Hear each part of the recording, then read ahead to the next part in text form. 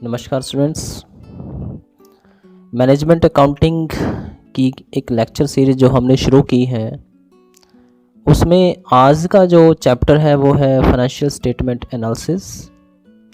ये एक आसान चैप्टर है और आसानी से बच्चों को समझ आ जाता है। हाँ, ये ज़रूर एक बात है कि जो बच्चे आर्ट्स स्ट्रीम से कॉमर्स स्ट्रीम में या मैनेजमेंट स्ट्रीम में आए हैं उनके लिए ये थोड़ा मुश्किल रहता है। तो उन्हें पहले ये पता लगा लेना चाहिए कि फाइनेंशियल स्टेटमेंट्स होते क्या हैं, वो किस काम आते हैं। आई थिंक आप इसे पहले की क्लासेज में थोड़ा बहुत पढ़ चुके होंगे। जो बच्चे इन चीज़ों से वाकिफ़ नहीं हैं उनके लिए हम एक इंट्रोडक्टरी चैप्टर के लिए भी एक लेक्चर बनाएंगे और वहाँ से आपको इससे काफ़ी फ़ायदा मिलेगा।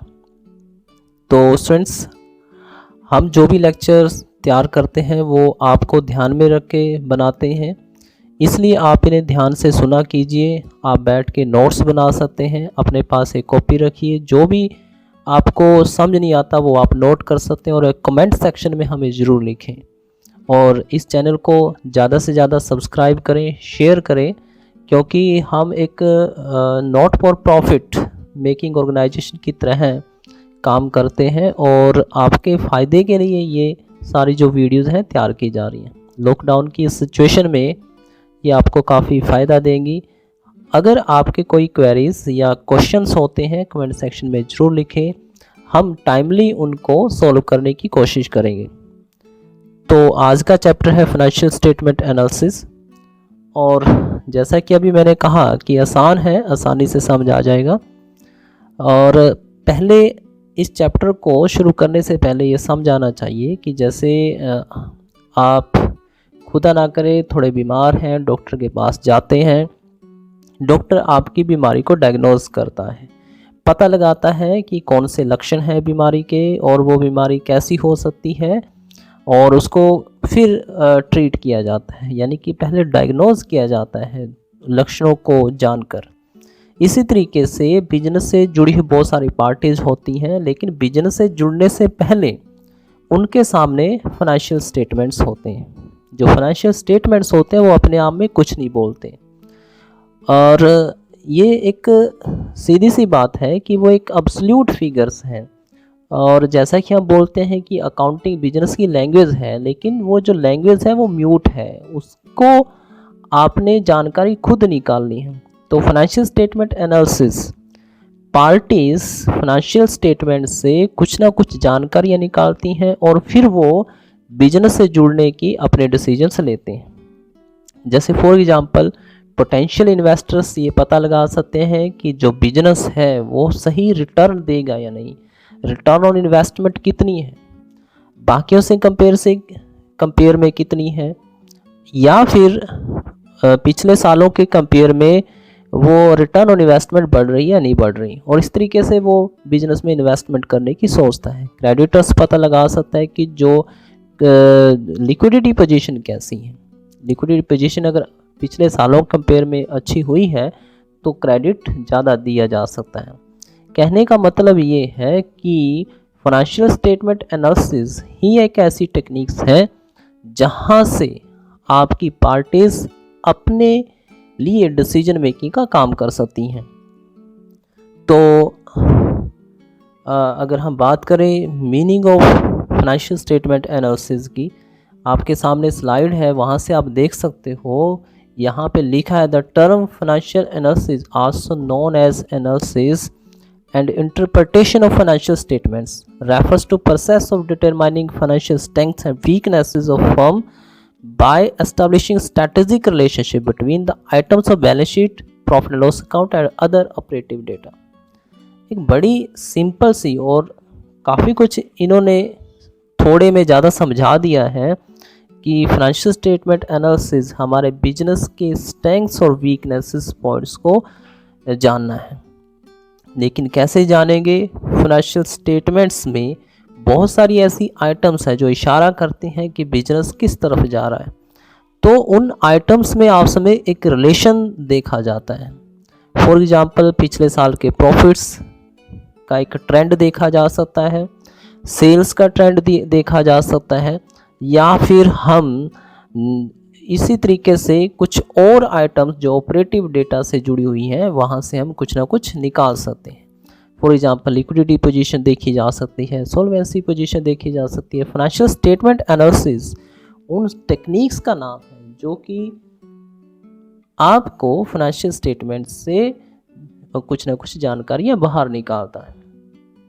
अब बात आती है कि फाइनेंशियल स्टेटमेंट एनालिसिस का जो कंसेप्ट है वो क्या कैसे काम करता है, उसकी ज़रूरत कैसे पड़ती है फाइनेंशियल स्टेटमेंट एनालिसिस की।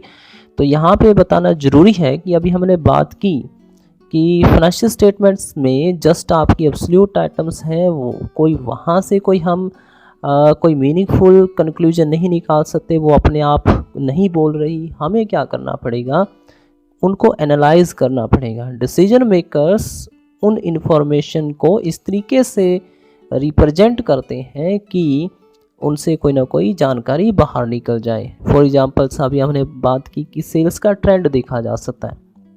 अगर सेल का ट्रेंड इंक्रीजिंग है तो इट मीन्स आपके लिए एक अच्छी खबर है।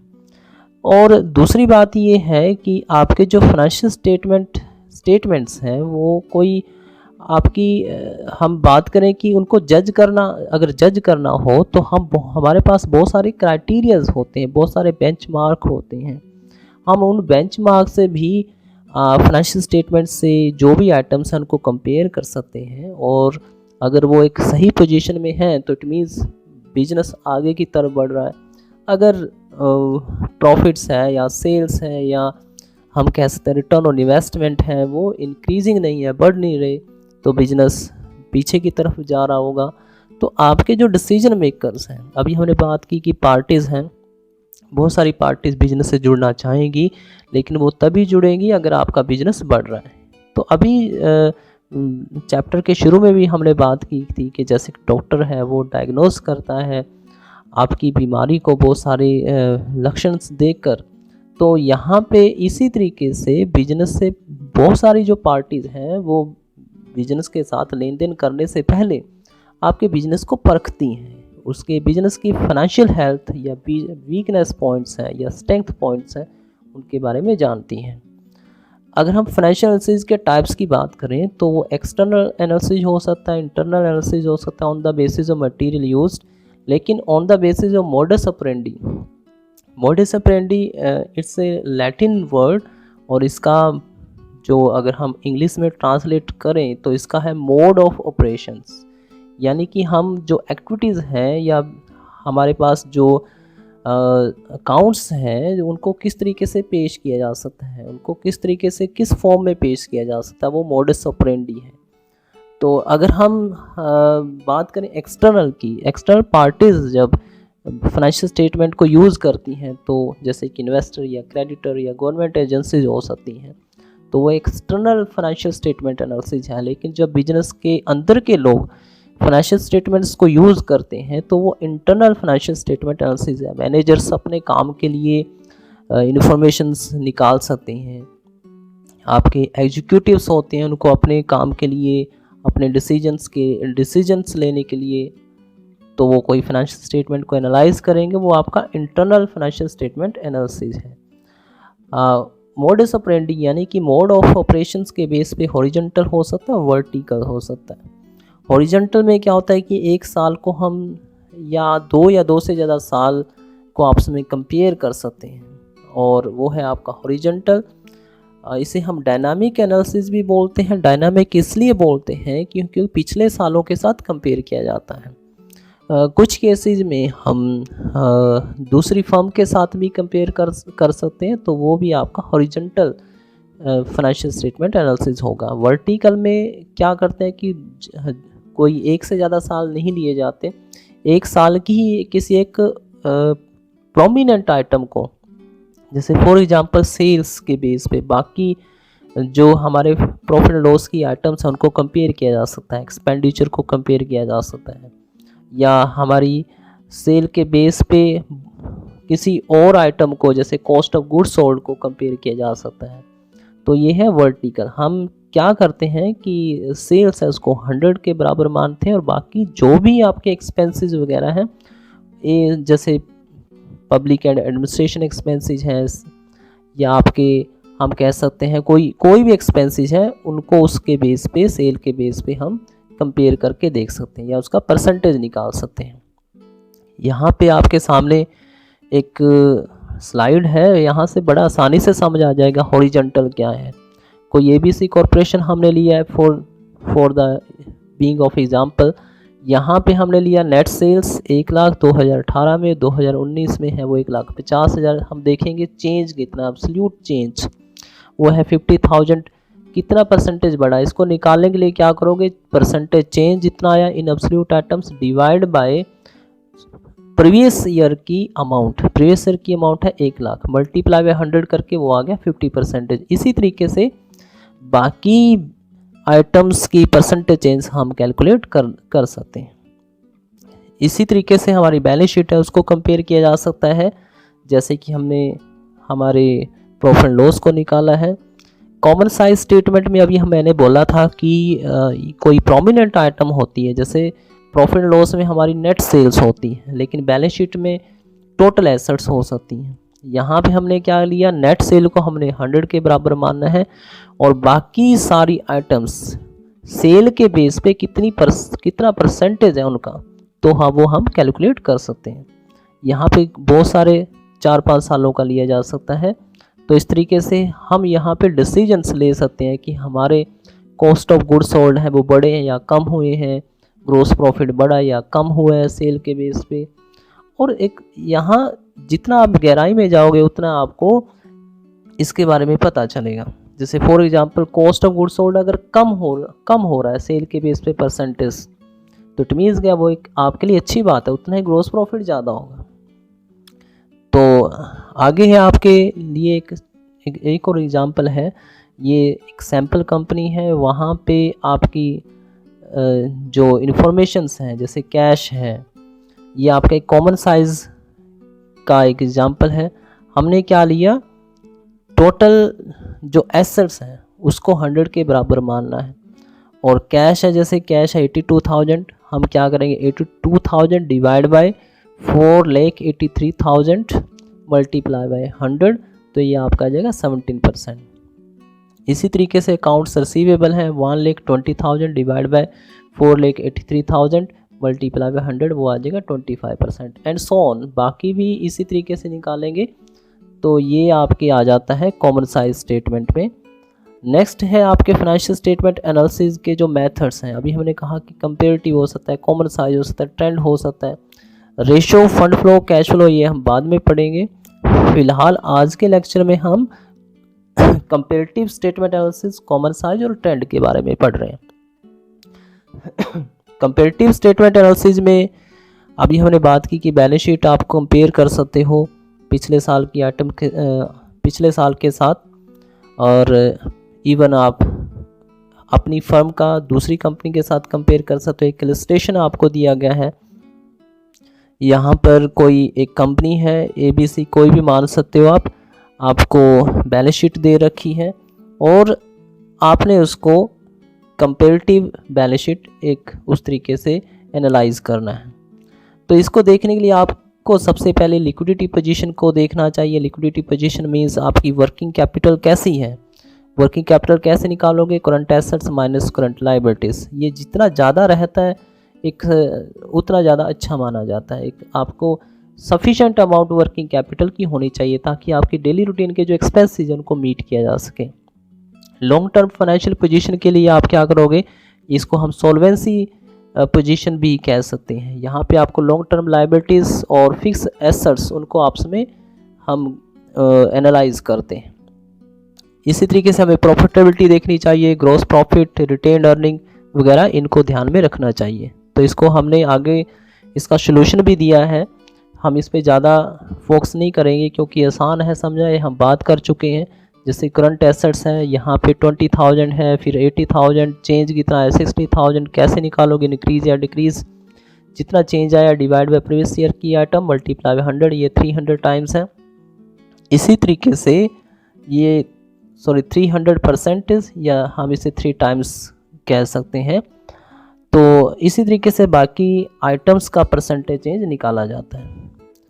एक और एग्जांपल है, यहाँ से भी आप देख सकते हो। यहाँ पे हम इनकम स्टेटमेंट है एक फर्म की, हमें रीअरेंज करना है कंपेरेटिव इनकम स्टेटमेंट में। तो उसके लिए आपको क्या देखना चाहिए, ग्रॉस प्रॉफिट है, ऑपरेशनल प्रॉफिट्स देखना चाहिए। ये कुछ आपकी बेसिक से आइटम्स है जो हम ज़्यादा फोकस करने की ज़रूरत नहीं है, बच्चे इनके बारे में ऑलरेडी जानते हैं। और अभी मैंने कहा कि जो बच्चे नहीं जानते उनके लिए हम एक लेक्चर तैयार करेंगे जो बेसिक्स आइटम्स के बारे में डिस्कस किया जाएगा। कंपेरेटिव में आप देख सकते हो नेट सेल्स है और आपके 2018 और 19 की इंक्रीज या डिक्रीज उसी तरीके से निकाला गया है। और जितना आपका जितना इंक्रीज एब्सोल्यूट आइटम है 115 डिवाइड बाय प्रीवियस ईयर की आइटम 785 और जितना परसेंटेज चेंज आएगा 14.65, ये आपको दे रखा है। तो कॉमन साइज स्टेटमेंट, इसमें हमने बोला था कि कॉमन साइज में हम क्या करते हैं, प्रोमिनेंट आइटम्स जैसे इनकम स्टेटमेंट है वहाँ पे सेल को हम 100 के बराबर मानते हैं। बैलेंस शीट में टोटल एसेट्स और टोटल लायबिलिटी को 100 के बराबर मानते हैं। यहाँ पे आपको एग्जांपल दे रखा है common size balance sheet. Assets है कैश इन हैंड 20,000। इसी तरीके से बिल्स रिसीवेबल दे रखे हैं, sundry debtor, stocks, prepaid expenses जो करंट एसेट्स हैं। फिक्स एसेट दे रखी है land, building, plant, machinery, furniture, other fix assets. और टोटल एसेट्स आपके पास हैं 14,35,000। इसको मानेंगे हम 100 के बराबर। टोटल एसेट्स को स्टूडेंट्स आपने 100 के इक्वल मानना है। तो करंट, सबसे पहले करंट एसेट्स में देखेंगे कैश इन हैंड, वो आपका 20,000 डिवाइड बाय 14,35,000 मल्टीप्लाई 100, ये आएगा 1.39%। इसी तरीके से बाकी सारी आइटम्स कैलकुलेट करनी है। अब बात आती है कि ये किस तरफ इशारा करते हैं। अगर आपके फॉर एग्जांपल इसी तरीके से हम टोटल लायबिलिटीज़ को कैलकुलेट करते हैं, टोटल लायबिलिटीज़ को 100 के बराबर, और फिर सिंगल जो आपकी लायबिलिटीज़ है बिल्स पेबल, सन्ड्री क्रेडिटर्स, उनकी परसेंटेज को हम कंप्यूट करते हैं। अब बात आती है किस तरफ इशारा करते हैं, जो जैसा कि मैंने अभी बोला, आपकी अगर कोई भी लायबिलिटी एक बाकी लायबिलिटी से ज़्यादा आती है तो हमें उस पर फोकस करने की ज़रूरत है, उसको मिनिमाइज़ करने की ज़रूरत है। तो ये इस तरीके से हमें डिसीजन मेकिंग में काम आती हैं।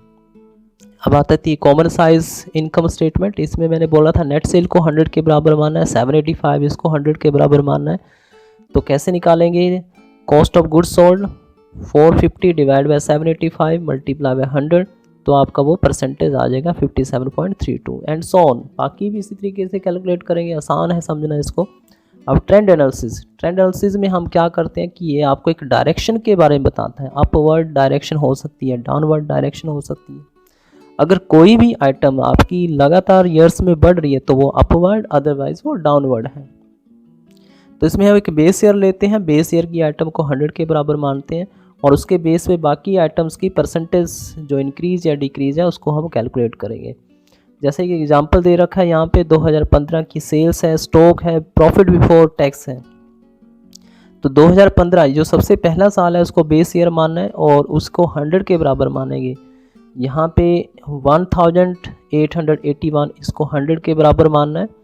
और फिर 2016 में जो सेल्स है वो है 2340 लाख में ये, तो जितना चेंज आया डिवाइड बाय प्रीवियस ईयर की आइटम यानी कि बेस ईयर की आइटम। इसी तरीके से आपका है नेक्स्ट ईयर में 2017 में 2655 लाख।